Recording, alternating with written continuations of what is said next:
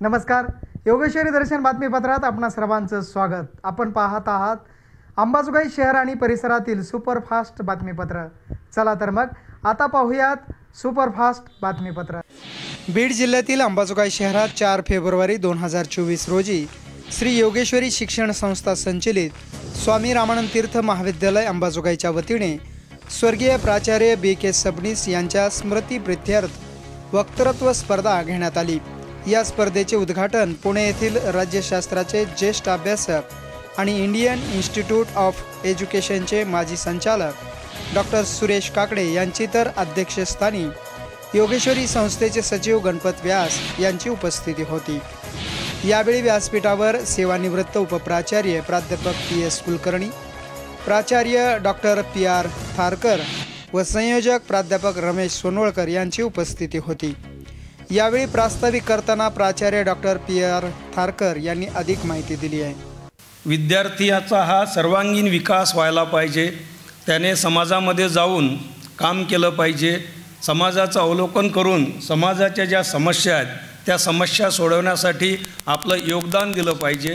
आणि ह्या सगळ्या प्रक्रिया व्हायच्या असतील तर त्या विद्यार्थ्याला सर्वप्रथम बोलता यायला पाहिजे. आणि हे बोलण्याचं काम किंवा बोलण्याची ही शैली विकसित होण्याचं जर कुठलं प्रमुख व्यासपीठ असेल तर ते व्यासपीठ म्हणजे वक्तृत्व स्पर्धांचं व्यासपीठ. त्यांच्या स्मृतिप्रित्यर्थ आम्ही गेल्या 19 वर्षापासून हा कार्यक्रम आयोजित करतो आहोत आणि या कार्यक्रमाला दरवर्षीच भरभरून प्रतिसाद मिळतो. विशेष म्हणजे गेल्या 19 वर्षापासून सातत्याने ही स्पर्धा यशस्वी होताना दिसत असून विविध जिल्ह्यातून या स्पर्धेला अनेक स्पर्धकांनी सहभाग नोंदवला. यावेळी संयोजक म्हणून उपस्थित असणारे प्राध्यापक रमेश सोनवळकर यांनी या आयोजनामागची भूमिका मांडली आहे. ही स्पर्धा महाराष्ट्रातल्या वरिष्ठ महाविद्यालयीन विद्यार्थ्यांसाठी आहे आणि प्रत्येक महाविद्यालयाचे 2 विद्यार्थी आपण या ठिकाणी अलाऊ करतो. दरवर्षी चांगला प्रतिसाद या स्पर्धेला असतो. एक 40 ते 50 विद्यार्थी या स्पर्धेमध्ये भाग घेतात. पण मागच्या 2-3 वर्षामध्ये ऑनलाईन स्पर्धा आम्ही घेतली, त्याला तर प्रचंड प्रतिसाद लाभला. दोन्ही वर्षी अगदी 100च्या पुढे नावनोंदणी झाली. आणि मला आनंद वाटतो की एका ऑनलाईन कार्यक्रमामध्ये आदरणीय सुरा काकडे सरसुद्धा होते. त्यांचंही मार्गदर्शन ऑनलाईन पद्धतीने आपण त्यावेळेला कोविड-19च्या काळामध्ये ऐकलेलं आहे. यावेळी विद्यार्थी स्पर्धेसाठी कोल्हापूर, छत्रपती संभाजीनगर, लातूर, नांदेड, बीड जिल्ह्यातील स्पर्धकांनी सहभाग घेऊन जो विषय दिला त्या विषयावर अतिशय सुंदर मांडणी केली आहे. जर तुम्ही डॉक्टर बाबासाहेब आंबेडकरांनी मसुदा समितीने जे काही संविधान तयार केलं त्या संविधानाची प्रस्तावना पाहत असाल तर तिथं तुम्हाला गोष्ट दिसते की आम्ही भारताचे लोक, भारताचे एक सार्वभौम समाजवादी धर्मनिरपेक्ष लोकशाही गणराज्य घडवण्याचा व त्याच्या सर्व नागरिकास सामाजिक, शैक्षणिक, आर्थिक असा दृष्टिकोनातून न्याय देण्याबाबत किंवा समता आणि बंधुता प्रस्थापित करण्याबाबत ह्या सगळ्या गोष्टी आपल्या संविधानात मांडलेल्या आहेत. मग ही गोष्ट समांतर पातळीवर जर आपण पाहिली तर इथं समता, बंधुता आणि न्याय या गोष्टी आपण पाहत असतो. म्हणून भारतात सर्वप्रथम 1882 मध्ये ज्योतिबा फुले आणि विल्यम हंटर यांनी जातीव्यवस्थेवर आधारित आरक्षणाची संकल्पना मांडली सर. आणि त्यानंतर आरक्षणाचे खरे जनक राजर्षी शाहू महाराज यांनी 1902 मध्ये आरक्षण जातीव्यवस्थेवर नसून मागासलेला जो वंचित घटक आहे त्यांना 50% आरक्षित जागा हे नोकऱ्यामध्ये असतील असं सांगितलं. अखेर त्यांच्याच ध्येय समोर घेऊन डॉक्टर बाबासाहेब आंबेडकरांनी संविधानामध्ये आरक्षणाबाबत तरतुदी केल्या आणि मागासलेला घटक कुठेतरी विकासाच्या प्रवाहात यावा, त्यांना आपली गुणवत्ता कुठेतरी साध्य करता यावी, त्यांनी जातीत अडकून न पडता गुणवत्तेच्या आधारावर आपलं कुठेतरी व्यक्तिमत्व निर्माण करावं हे ते आरक्षण देण्यामागचे कारण होते. यावेळी उपस्थित असलेले सेवानिवृत्त उपप्राचार्य प्राध्यापक PS कुलकर्णी यांनी स्वर्गीय BK सबनीस यांच्या विषयी माहिती देत विद्यार्थ्यांना स्पर्धेसाठी शुभेच्छा दिल्या. नवीन प्राध्यापक, नवीन विद्यार्थी जे आहेत, सबनीसचे 2-3 गुण जर घेऊन गेला तरी खरी स्पर्धा यशस्वी झाली अशी म्हणतो. की संस्थेचं स्वामीजीचं वाक्य प्रत्यक्षात आचरणात आणणारे सबनीस सर होते. आणि या नवीन पिढीनं लक्षात ठेवलं पाहिजे, संकटापुढे न झुकता shall break but not bend, वाकेल पण वाकणार नाही, हे ब्रीद वाक्य या सबनीस सरचं व्यक्तिमत्व समोर ठेवून वागलं पाहिजे. संस्थेवर संघर्ष केला सगळ्यांना माहीत आहे, पण ते तत्वाशी कधीही तडजोड केली नाही.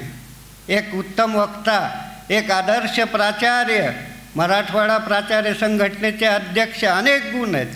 मुख्य म्हणजे चांगला वक्ता होता. आत्ता सांगितलं प्लेटो शिकविताना बाहेरचे विद्यार्थी बाहेरून ऐकत होते. स्त्रियांचा साम्यवाद शिकवित असताना भागवत मसनेला तो विषय माहीत असेल, इतकं म्हणजे ज्याच्या शब्दात ताकद होती ते सांगत ही येत नाही सहजासहजी, त्याला वाचन पाहिजे. म्हणून स्पर्धेत उतरणाऱ्या विद्यार्थ्यांनी वाचन करून अभ्यास करून यावा. यावेळी उद्घाटक म्हणून उपस्थित असलेले पुणे येथील डॉक्टर सुरेश काकडे यांनी प्राचार्य सबनीस यांच्या आठवणींना उजाळा देत स्वामीजीच नव्हे तर बाबासाहेब परांजपे, बेथुजी गुरुजी, गदो गुरुजी ही सर्व देव माणसंच होती. सबनीस सर त्यापैकीच एक असे मत व्यक्त करत सर्वांचे कौतुक केले. ही वक्तृत्व स्पर्धा यांनी आत्ता वक्तृत्वाचं महत्त्व फार चांगलं सांगितलं आहे. खरं म्हणजे शब्द हे शस्त्रापेक्षा सुद्धा फार प्रभावी असतात. तुम्ही रामायण महाभारतात पाहिलं असेल, राम किंवा अर्जुन ते जेव्हा बाण सोडतात तेव्हा आधी मंत्र म्हणतात. तो मंत्र बाणाबरोबर जातो तेव्हा त्या बाणामुळं वध होत असतो. हे शब्दांचं महत्त्व आहे.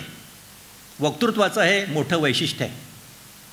तुम्ही जे बोलता त्याची बैठक काय, तुमचा व्यासंग काय, अभ्यास काय, कसं बोलतानाचे चढ उतार, ही तर स्पर्धा आहे. ह्या वक्तृत्वाच्या जोरावर कितीतरी लोकांनी काय पराक्रम केलेत. 20व्या शतकात दुसऱ्या महायुद्धापर्यंत हिटलरचं वक्तृत्व प्रसिद्ध होतं. यावेळी परीक्षक म्हणून उपस्थित असलेले प्राध्यापक डॉक्टर अर्चना चव्हाण, प्राध्यापक डॉक्टर अहिल्या बरोरे, प्राध्यापक VN जोशी, प्राध्यापक भागवत मसने यांची उपस्थिती होती. यावेळी अध्यक्षीय समारोप करताना संस्थेचे सचिव गणपत व्यास गुरुजी यांनीही आयोजनाबद्दल आनंद व्यक्त करत सर्व विद्यार्थ्यांना शुभेच्छा दिल्या. सबनीस सरांच्या नावाने ही जी स्पर्धा सुरू झाली आणि ते सबनीस सरांचं वलयच असं आहे, हे जवळपास आता 2-3 पिढ्याचं त्यांचं वलय आहे की त्या पद्धतीनंच ती म्हणजे स्पर्धा ही वाढत चाललेली आहे आणि ती अशीच वाढत जावं. ज्या कोरोनाच्या काळामध्ये या स्पर्धा प्रत्यक्ष आपल्याला घेता आल्या नाहीत, तर आपण ऑनलाईन घेतल्या. तर पहिल्या वर्षी मला वाटतं स्टेट लेवलपर्यंत आपण घेतली होती आणि दुसऱ्या वर्षी ही राज्य म्हणजे देश पातळीवर स्पर्धा घेतली. तर पंजाबमधून, आसाममधून, कलकत्त्याहून मुलं त्या स्पर्धेला बसले होते आणि बक्षीसही त्यांना मिळाली. बरोबर आहे सोनवळकर सर? हो सर. तर हा म्हणजे सबनीस सरांच्या नावाचा जो म्हणजे वलय हे दिवसेंदिवस असं वाढत जावं.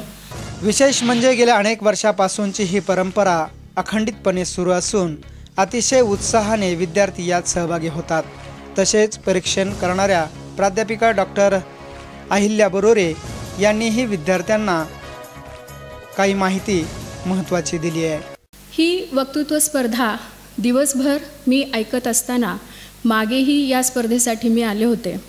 कितीतरी पुस्तकं आपल्याला या स्पर्धेमधून कळाले की आपण जेव्हा बोलतो या ठिकाणी वक्ता म्हणून, वक्त्याने आपण जे भाष्य या ठिकाणी ठेवलेलं आहे त्याची पूर्ण जबाबदारी आपल्याला घेता आली पाहिजे. आपण जे बोलतो ते शब्द, ते वाक्य खूप महत्त्वाचे असतात. म्हणून आपण बोलत असताना फक्त पुस्तकांची नावं सांगणं म्हणजेच वक्तृत्व स्पर्धा नव्हे. किंवा अगदी आपण स्पीडमध्ये जे बोलत असतो, खूप स्पीडमध्ये आपण एखादा विषय मांडणं म्हणजे वक्तृत्व स्पर्धा नाही. आपण बोलत असताना आपल्या टोनमध्ये जो फरक असतो, आपण श्रोत्यांना कुठल्या प्रकारे अपील करू शकतो, ती खरी वक्तृत्व स्पर्धा असते. याचं एक उदाहरण मला सांगावंसं वाटतं की इंग्लिशमध्ये जो फ्रान्सिस बेकन नावाचा लेखक आहे ते असं म्हणतात की some books are to be tasted, some are to be swallowed and some are to be digested. पुस्तक वाचत असताना आपण काय करतो, काही पुस्तकं फक्त चाळत असतो, काही पुस्तकं आपण डिटेल वाचत असतो आणि काही पुस्तकं आपण आत्मसात करत असतो. वक्त्यांनी हे केलं पाहिजे की आपण आपलं मत मांडत असताना ते पूर्ण पुस्तक आपण वाचलं पाहिजे. या कार्यक्रमाचे उत्तम सूत्रसंचालन प्राध्यापक डॉक्टर सुवर्णा बुरांडे व प्राध्यापक डॉक्टर सागर कुलकर्णी यांनी, तर उपस्थितांचे आभार प्राध्यापक डॉक्टर विजयसिंग भाबरदोडे यांनी मानले. यावेळी संस्थेचे पदाधिकारी, प्राचार्य, प्राध्यापक, शिक्षक, विद्यार्थी, पालक नागरिक यांच्यासह आदींची मोठी उपस्थिती होती. योगेश्वरी दर्शन बातम्यासाठी नागेश अवताडे, अंबाजोगाई.